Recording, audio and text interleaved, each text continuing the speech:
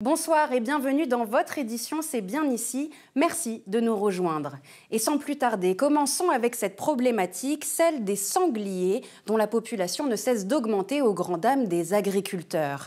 Alors, pour limiter la casse, chasseurs et agriculteurs travaillent ensemble, mais des incompréhensions demeurent. Éléments d'explication avec René Elkaïm et Pascal Thine. Dans la famille Safroy, on est agriculteur depuis plusieurs générations. Installé dans le Saulnois près de Château-Salins en Moselle, Bertrand continue cette noble tradition qui remonte à loin. L'homme pratique la polyculture dans un paysage vallonné digne d'apparaître sur une carte postale. Blé, orge, colza, tournesol s'étendent ainsi à perte de vue. Si l'homme travaille dur et reste passionné par son métier, l'abattement le saisit lorsqu'il se rend dans ses parcelles cultivées, la photo sanglier. Ah, là, on voit déjà une zone où il y a plusieurs mètres carrés. Ils ont dû un petit peu stationner ici. Il y a plusieurs mètres carrés par terre. Il reste quoi, allez, 3-4 sur 7-8 mètres carrés. Ben, là, on se retrouve de nouveau dans une zone à quelques mètres de la première où ben, là, clairement, il n'y en a plus. Il n'y en a plus de boue là. Ça fait aussi une belle surface. Donc tout. Et on voit que c'est pas par terre depuis hier, hein, ça date déjà un peu.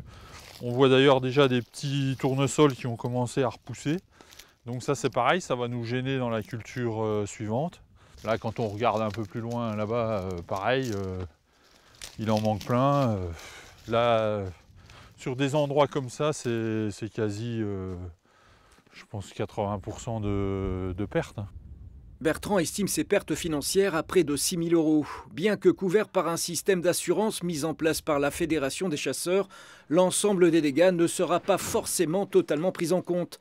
Entre les aléas climatiques et les dégâts de sangliers qui deviennent récurrents, les agriculteurs se sentent sous pression, une pression qu'ils mettent à leur tour sur les chasseurs.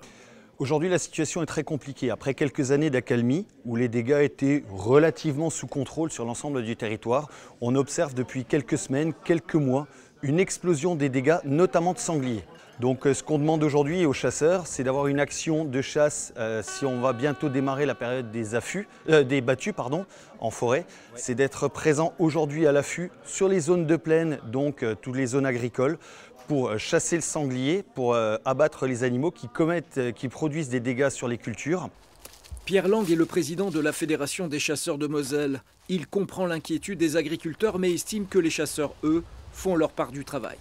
Je rappelle simplement qu'il y a 4 ans, nous avions eu 2700 hectares de dégâts dans les cultures.